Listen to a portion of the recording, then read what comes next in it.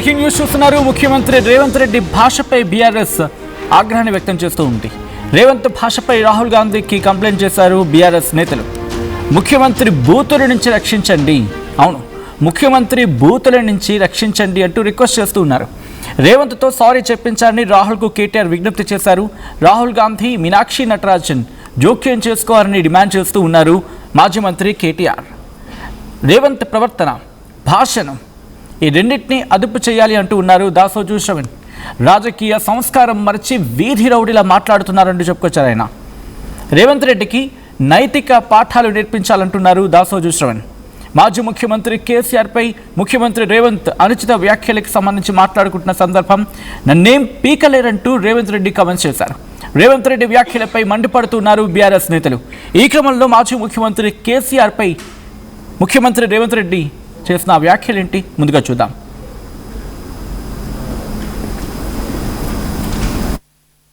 మీకోసం ఎంతైనా కష్టపడతా, వయసు ఉంది, ఓపిక ఉంది, మీకోసం పని చేయాలన్న చిత్తశుద్ధి ఉంది. మీ ఆశీర్వాదం ఉన్నంతకాలం 1000 మంది కేసీఆర్లు వచ్చిన ఒక ఎంటిక కూడా పీకలేడని చెప్పి మీ అందరి సమక్షంలో అనుకుంటున్నారు. అబద్ధాలు చెప్తే అబద్ధాల సంఘంతో నడిపితే సోషల్ మీడియాలో పెడితే దానివల్ల ఏదో ఒరుగుద్దని, ఒరిగేది లేదు, కరిగేది లేదు, మీ ఈపులు విమానమూతం అవుతాయని తెలియజేస్తూ శాసనసభలో తేల్చుకుందాం. మీకోసం ఎంతైనా కష్టపడతా, వయసు ఉంది, ఓపిక ఉంది, మీకోసం పని చేయాలన్న చిత్తశుద్ధి ఉంది. మీ ఆశీర్వాదం ఉన్నంతకాలం 1000 మంది కేసీఆర్లు వచ్చిన ఒక ఎంటిక కూడా పీకలేడని చెప్పి మీ అందరి సమక్షంలో అనుకుంటున్నారు. అబద్ధాలు చెప్తే అబద్ధాల సంఘంతో నడిపితే సోషల్ మీడియాలో పెడితే దానివల్ల ఏదో ఒరుగుద్దని, ఒరిగేది లేదు, కరిగేది లేదు, మీ ఈపులు విమానమూతం అవుతాయని తెలియజేస్తూ రైట్. అది ముఖ్యమంత్రి రేవంత్ రెడ్డి వ్యాఖ్యలు. అయితే గతంలో కొద్ది రోజుల క్రితం ఇంజనీరింగ్ స్టూడెంట్స్ని గురించి మాట్లాడుతూ ఇన్ఫ్యాక్ట్ ఆ టాపిక్ని అడ్రస్ చేస్తూ ఆయన చేసిన స్టేట్మెంట్స్ వివాదాస్పదంగా మారాయి. ఆ వ్యాఖ్యలేంటి ఇప్పుడు చూద్దాం. సంవత్సరానికి 1,10,000 మంది ఇంజనీరింగ్ గ్రాడ్యుయేట్ సర్టిఫికేట్ తీసుకొని వస్తారు. మీరు ఆ పిల్లలకి అప్లికేషన్ ఇచ్చి వాని ఉద్యోగం కోసం అప్లికేషన్ ఫిలప్ చేయమని నేను కాదు, మీరు టీచర్లకు మీకే చెప్తున్నాను. మీరు వాళ్ళని పిలిచి ఇంజనీరింగ్ సర్టిఫికేట్ తీసుకొని వచ్చి మీరు చదువు చెప్తున్న ఊరిలో ఉన్న పిల్లల్ని పిలిపించి ప్లెయిన్ పేపర్ ఇచ్చి ఒక జాబ్ కోసం అప్లికేషన్ ఫిలప్ చేయమని. ఇది క్రిమినల్ వేస్ట్. వాడు ఇంజనీరింగ్ చదువుకున్న చిన్న జాబ్ కోడు, స్కిల్స్ నేర్చుకోడు. తల్లిదండ్రులు మా పిల్లోడు ఇంజనీరింగ్ అయింది ఉద్యోగం అంటారు, నా దగ్గరకు వస్తుంటారు కాన్స్టిట్యున్సీ నుంచో బంధువులు, మావాడు ఇంజనీరింగ్ చదివి పెద్ద పెద్ద చదువు చదివింది సార్ అంటారు. పేరెంట్స్కి తెలియదు కాదు. సంవత్సరానికి 1,10,000 మంది ఇంజనీరింగ్ గ్రాడ్యుయేట్ సర్టిఫికేట్ తీసుకొని వస్తారు. మీరు ఆ పిల్లలకి అప్లికేషన్ ఇచ్చి వాని ఉద్యోగం కోసం అప్లికేషన్ ఫిలప్ చేయమని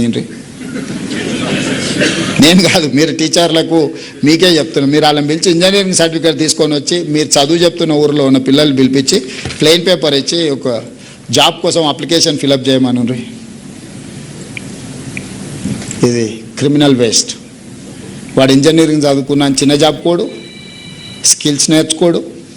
తల్లిదండ్రులు మా పిల్లోడు ఇంజనీరింగ్ అయింది ఉద్యోగం అంటారు, నా దగ్గరకు వస్తుంటారు కాన్స్టిట్యున్సీ నుంచో బంధువులు, మావాడు ఇంజనీరింగ్ చదివి పెద్ద పెద్ద చదువు చదివింది సార్ అంటారు. పేరెంట్స్కి తెలియదు కదా.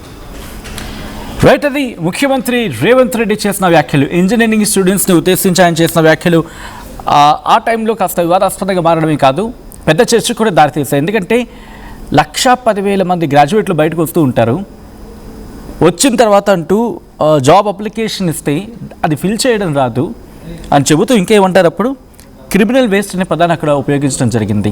దాని మీద అభ్యంతరం కూడా వ్యక్తమైంది. ఇక కంటిన్యూటీలో వాడు ఇంజనీరింగ్ చదివాడు కాబట్టి జాబ్కి పోడు, స్కిల్స్ నేర్చుకోడు. ఇటు కాన్స్టిట్యున్సీ నుంచి జనాలు వస్తూ ఉంటారు, మావాడు ఇంజనీరింగ్ చదువుకున్నాడు జాబ్ గురించి అంటూ కూడా వాళ్ళు ప్రస్తావించడం జరుగుతూ ఉంటుంది.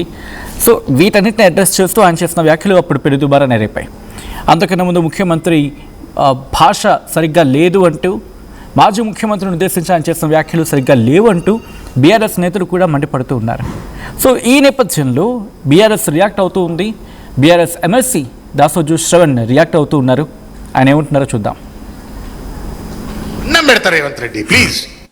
ఆ కాంగ్రెస్ పార్టీ పుట్టి ముంచకు, నువ్వు పుట్టి మునితే మునుగుపోయా, మాకేం సంబంధం లేదు. 1000 కోట్లు దండుకున్నావు, అయిపోయింది. నీ తరతరాలు ఒక 10 ఏళ్ళు 10 తరాలు బతకడానికి సంపాదన సంపాదించి పడేసినావు. నీ పోతే పోయినావు, మాకేం బాధ లేదు. నాదా ఎవరిదే? కానీ నువ్వు ప్రజలను ముంచుతున్నావు ఇలా ఈ చిల్లర మాటలతోటి. పాలిటిక్స్ ఇస్ నాట్ అబ్యూజ్ అన్న. Politics is not filth.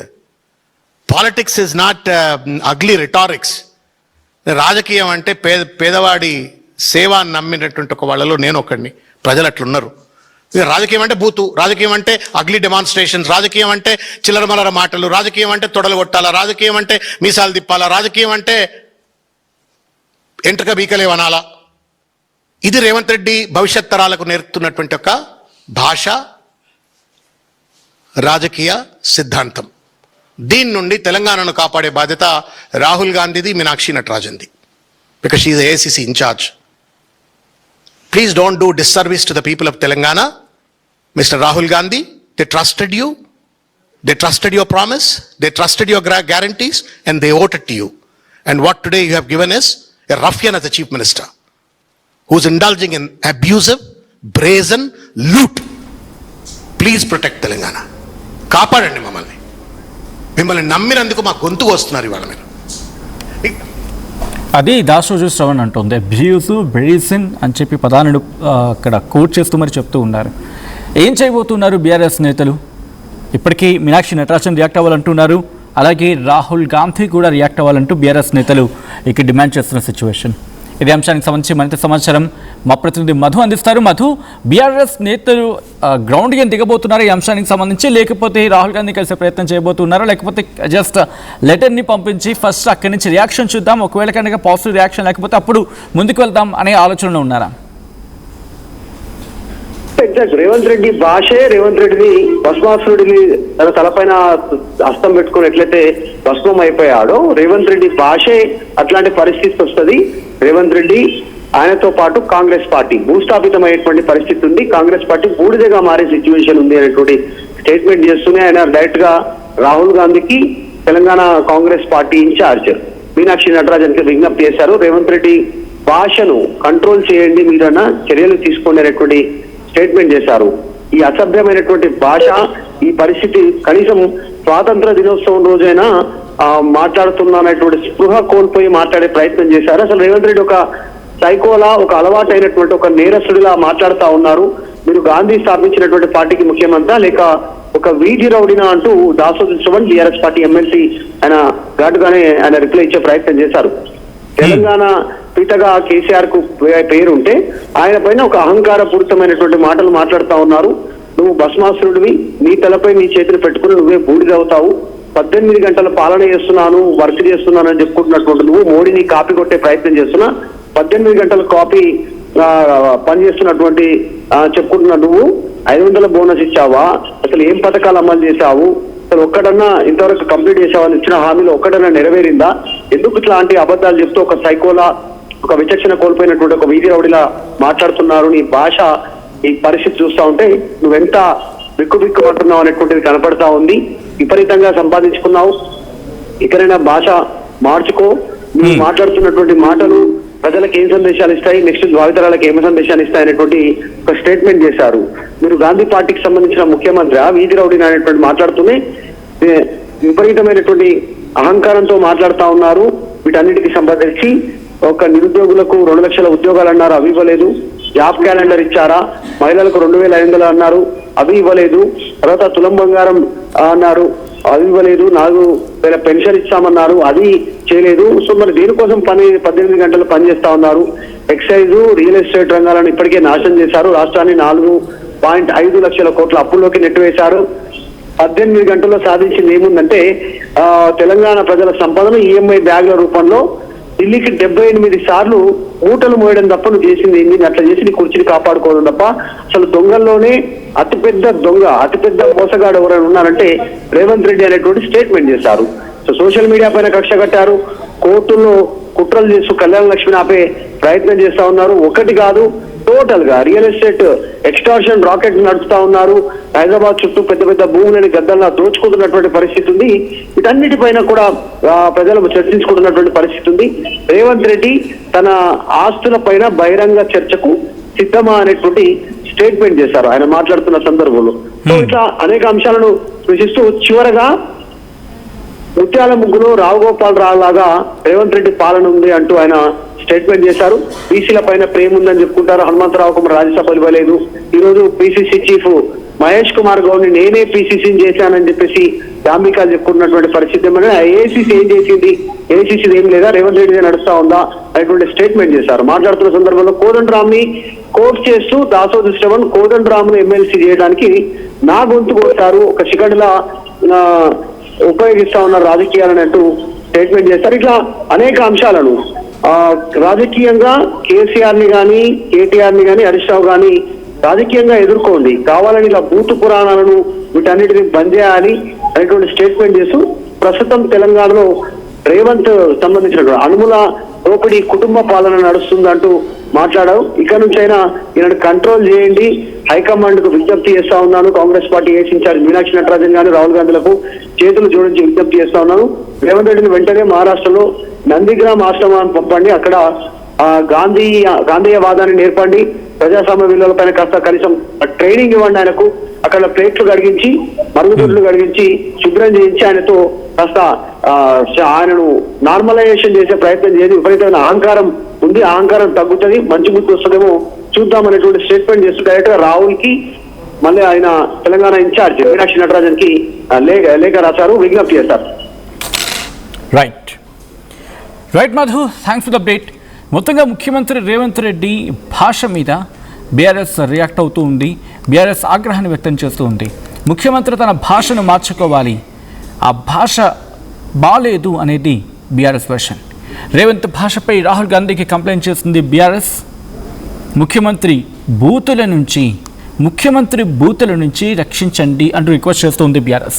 రేవంత్తో sorry చెప్పించని రాహుల్కు KTR విజ్ఞప్తి చేస్తూ ఉన్నారు. రాహుల్ గాంధీ మీనాక్షి నటరాజన్ జోక్యం చేసుకోవాలంటూ డిమాండ్ చేస్తూ ఉన్నారు. రేవంత్ ప్రవర్తన భాష రెండింటినీ అదుపు చేసుకోవాలంటే భాషని అదుపులో పెట్టుకోవాలంటూ ఉన్నారు దాసోజు శ్రవణ్. రాజకీయ సంస్కారం మరచి వీధి రౌడీలా మాట్లాడుతున్నారు అంటూ చెప్పుకొచ్చారు ఆయన.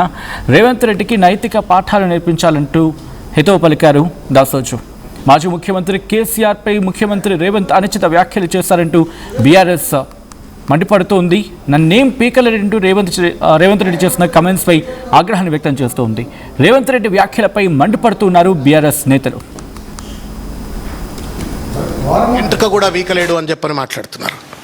मैं पूछना चाहता हूं मीनाक्षी नटराजन जी आपको, क्योंकि आपको तेलुगु समझ में शायद नहीं आता है, तो मैं हिंदी में बोलना चाहता हूं. And I appeal to the Congress party media friends to give it to her. Is this the language of the Congress party? ये भाषा कांग्रेस पार्टी का है क्या? ये राउडी संस्कार को आपने कहां से तेलंगाना में सौंप दिया है?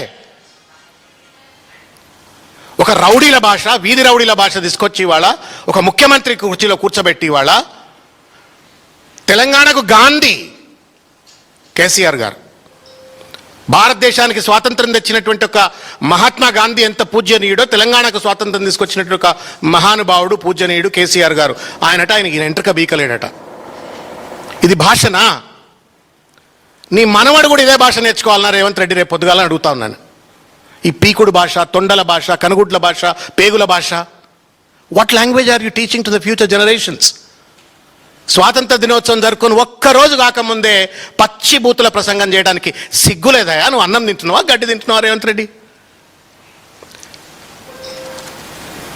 నన్నేం చేల్చలేరు, నా ఇంటిక బీకలేరు అని చెప్పని రేవంత్ రెడ్డి గారు మాట్లాడుతున్నారు. రేవంత్ రెడ్డిని కూల్చడానికి ఎవ్వరు రానక్కర్లేదు, కేసీఆర్ గారు రానక్కర్లేదు, ఎవరు రానక్కర్లేదు. నీ నెత్తి మీద నువ్వే చేయి పెట్టుకొని బూడిదైపోయే భస్మాసురుడివి రేవంత్ రెడ్డి.